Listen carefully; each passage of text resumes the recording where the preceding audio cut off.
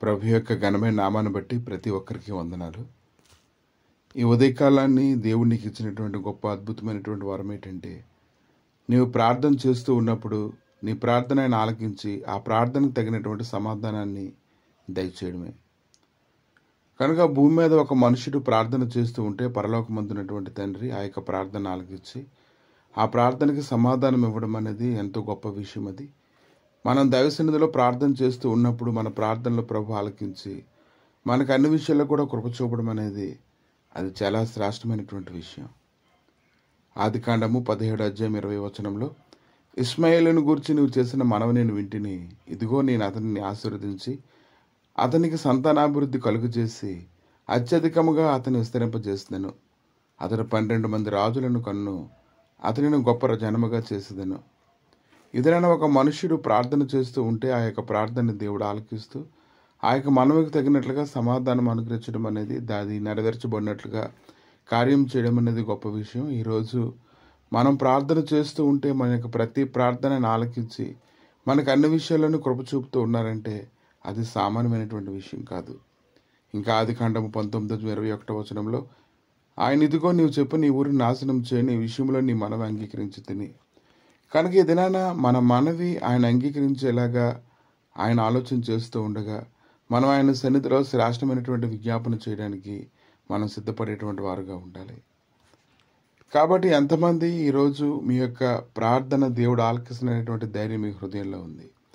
మన వల్ల అయితే కాదు, కానీ ఆయన వల్లనే ఈ దినాన ప్రతి ప్రార్థనలు అంగీకరించబడి ఆ ప్రార్థనలకు సమాధానం వస్తూ ఉన్నాయని మనం గుర్తించాలి. ఆయనకి ఇవ్వాల్సినటువంటి మహిమ మనం పొందడం కాదు, ఆయనకి మాత్రమే మనం ఆరోపించే విధంగా మనం ఉండాలి. యోహాను సువార్త 9:31 దేవుడు పాపుల మనం ఆలకింపడని ఎరుగుదుము.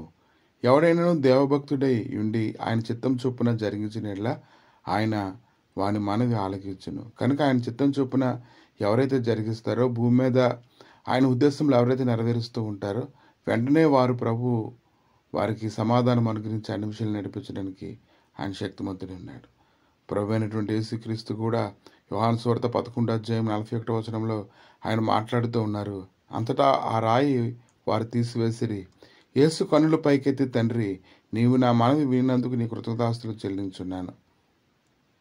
ఇంకా ఆయన అంటున్నారు, నీవు ఎల్లప్పుడూ నా మనవి వినుచున్నవని నెరుగుదును, కానీ నీవు నన్ను పంపితవని చుట్టూ నిలిచి ఉన్న ఈ జనసమూహము నమ్మునట్లు వారి నిమిత్తమై ఈ మాట చెప్పితినని అతడు చెప్తూ ఉన్నాడు.